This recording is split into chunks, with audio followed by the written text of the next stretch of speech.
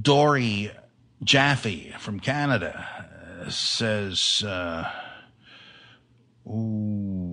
he sent, I assume, I don't know, Dory could be a man or a woman, come to think of it. I've heard the name attached to both.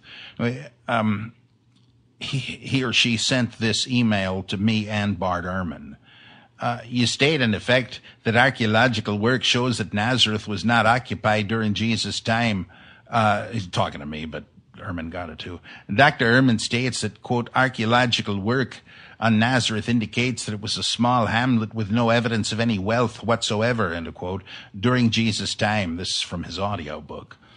The only way I can reconcile these opposing statements is to believe that there are different interpretations of the same archaeological evidence. But then I don't understand why you both make such definite statements. Could you guys clarify? And then he or she followed it up. This is the email I got from Dr. Ehrman. I don't personally believe you're, quote, simply making it up, unquote, but there's got to be some explanation for this kind of discrepancy between two scholars. And Ehrman says, there are no archaeologists of Palestine who doubt that Nazareth ever, let me start over. There are no archaeologists of Palestine who doubt that Nazareth existed in the days of Jesus. When a mythicist says otherwise, she or he is simply making it up. You don't need to take my word for it. There are numerous archaeologists who've written about it and can give you the lowdown. I named some of them in my book. Well, I suggest, Dory, you might want to read The Myth of Nazareth by Renee Salm, S-A-L-M, which goes over every stinking piece of archaeological evidence that is invoked toward a date for Nazareth existing during the ostensible time of Jesus, and shows that they're fudging it, that when it's possible, this or that potsherd or oil lamp or whatever might come from the first third of the first century CE, then good enough. That's it. When he shows that often they're wrong, that they're showing a parallel to types of the same object that are attested for later. And he just shows that it is interpretation of the evidence. And Renee Salm, though not a professional archaeologist, it doesn't matter. I mean, he could be a sewer cleaner for all I care. You just have, to me, the text speaks for itself.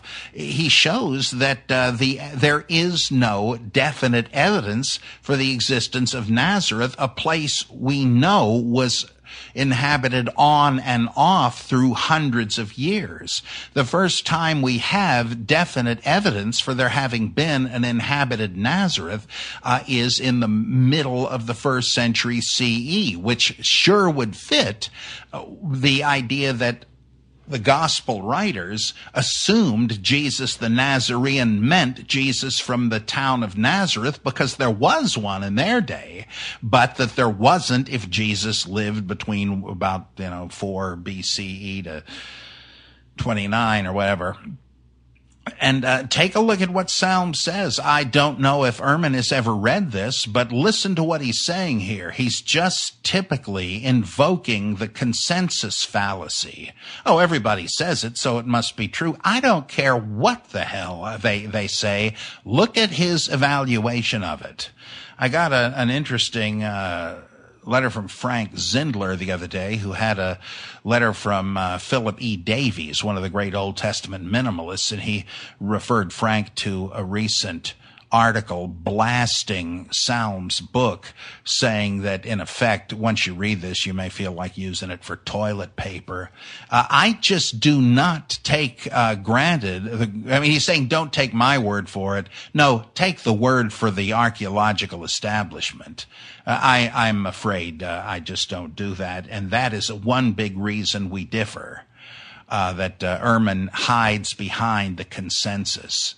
And as a Nietzschean, I find such a strategy contemptible.